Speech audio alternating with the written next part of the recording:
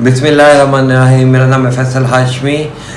इस वीडियो में मैं आपको आइल्स के लिसनिंग के बारे में बताता हूँ कि आप आइल्स में कैसे अच्छा स्कोर हासिल कर सकते हैं। आइल्स की लिसनिंग में आपने टोटल 40 क्वेश्चन के आंसर्स देने होते हैं।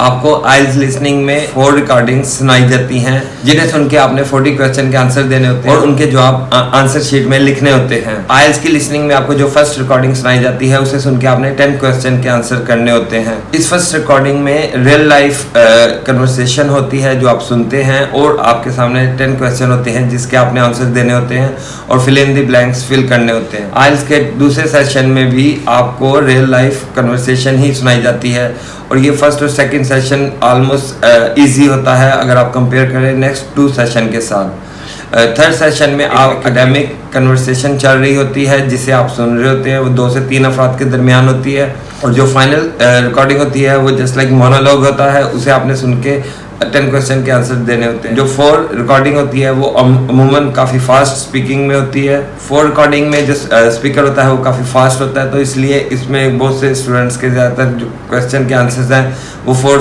सेशन में ही छोड़ते हैं। रिकॉर्डिंग खत्म होने के बाद वो 10 मिनट्स दिए जाते हैं जिसमें आपने आंसर शीट में अपने आंसर्स लिखने होते हैं। इसमें सबसे पहले तो ये टिप है कि आपने इसमें आपकी टाइम मैनेजमेंट होनी चाहिए। जो ही आपके सामने रीडिंग के क्वेश्चन आते हैं तो आप 1 से 2 मिनट में वो क्वेश्चन जल्दी से पढ़ लें ताकि आपको आइडिया हो जाए कि रिकॉर्डिंग किसके मुतालिक चलने जा रही है।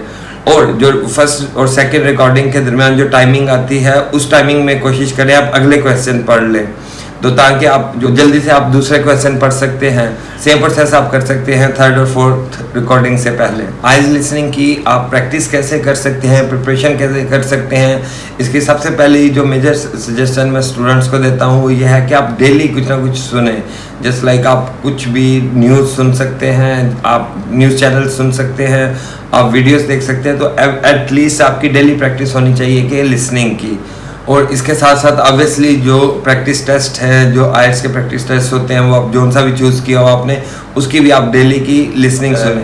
जो आपकी प्रैक्टिस ज़्यादा होती जाएगी तो ऑब्वियसली आपका लिसनिंग स्टेमिना ज़्यादा होता जाता है और फिर जो ही जब टेस्ट वाले दिन जब कोई भी लिसनिंग चलती है तो आपको अंडरस्टैंड करने में आसानी होती है। अब ये सैम्पल क्वेश्चन है, इसमें आप देख सकते हैं कि किस तरह का लिसनिंग टेस्ट होता है और किस तरह के क्वेश्चन लिखे होते हैं।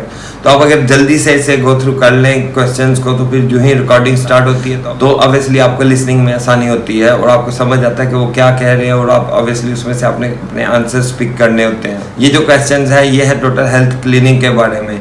इसके मैं आपको क्वेश्चंस पढ़ के बताता हूँ, फिर ऑब्वियसली बताता हूँ आप कैसे इसे अटेम्प्ट कर सकते हैं।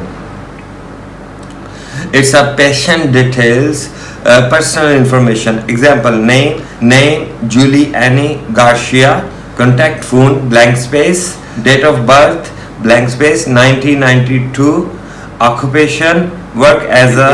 इन तीनों क्वेश्चंस में जो इसका पहला क्वेश्चन है उसमें आपने उसका कॉन्टैक्ट नंबर लिखना होता है और जो सेकंड क्वेश्चन है उसमें आपने उसकी डेट ऑफ बर्थ लिखनी होती है, ईयर उन्होंने दिया हुआ है, और ऑक्यूपेशन में ऑब्वियसली उसका प्रोफेशन आपने मेंशन करना है। And 4th question is insurance company.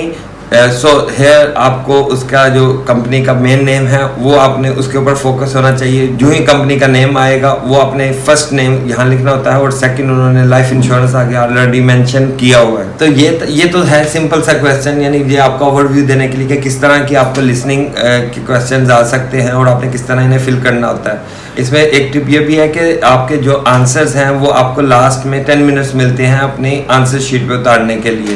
तो यह है कि लिसनिंग के दरमियान अगर आपका कोई मिस हो जाता है, कोई आंसर मिस हो जाता है और जब आप आंसर शीट पे उतार रहे होते हैं उस दरमियान अगर आप गेस कर सके अपने प्रीवियस कन्वर्सेशन के हिसाब से जो आपने लिसन की थी तो आप आंसर गेस करके भी आंसर शीट पे लिख सकते हैं। और फाइनल टिप मैं ये दूंगा, जिस दिन आपका टेस्ट डे हो जाने से पहले आप एटलीस्ट 1 लिसनिंग करके जाए ताकि आपके एयर्स यूज्ड टू हों और उस दरमियान ऑब्वियसली आपकी लिसनिंग एफिशिएंसी ज़्यादा अच्छी होगी। इसे मैं इंग्लिश में भी आइल्स टीच कर रहा हूँ, आइल्स टीचर लाहौर के नाम से चैनल है। उम्मीद है आपको वीडियो पसंद आएगी। चैनल लाजमी सब्सक्राइब करें ताकि आप मेरे आने वाली वीडियोस देख सकें।